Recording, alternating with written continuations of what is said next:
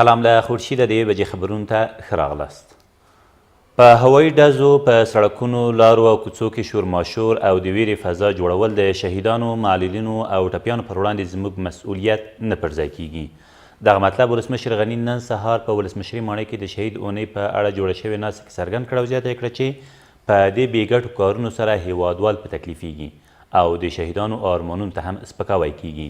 نوموړي همداراز په ډاګ کړه چې باید دې اجماع ته ورسیږو چې جهاد زموږ ګډ ویاړ دی. د هلمند په مرکز کې د یوې چاودنې له امله 3 کسان ټپیان شول. د هلمند د رسنیو دفتر مسؤلین وایي دغه پیښه نن سهار د لښکرګاه ښار د سولې چوک ته څیرمه د یوې مین چاودنې له امله رامنځته شوې ده. ویل کېږي د یوې ټپي وضعیت ډېر نازکه دی. د هلمندیانو د سولې کاروان له نږدې یوې میاشتې پښې له مزل وروسته تېره ورځ بلخ ته ورسید. د دغه کاروان غړي چې د سولې پیغام له ځان سره لیږدوي وایي افغانان نور له جنګه ستړي شوي او تر دې وروسته د وینې تویېدنې زغم نه لري.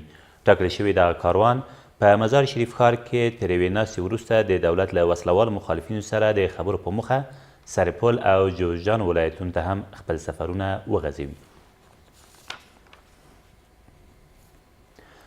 د لوګر په ازرې ولسوالۍ کې د یوې نښتې په پایله کې 3 طالبان وژل شوي او 2 نورې ټپیان دي.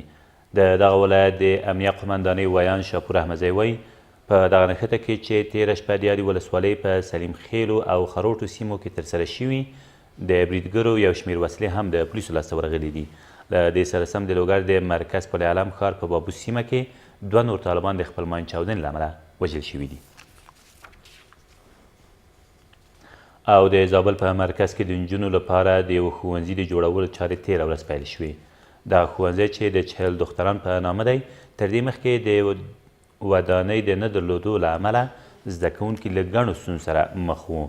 د زابل والي رحمت الله یارمل وایي اوس په دغه ښوونځي لپاره یوه ودانۍ د څه باندې 14 میلیونه افغانیو په لګښت چې د هند له لوري ورکول کیږي په 3 میاشتو کې جوړه شي. دا تر دې مهاله وروستي خبرونه، تر بیا مو الله مل.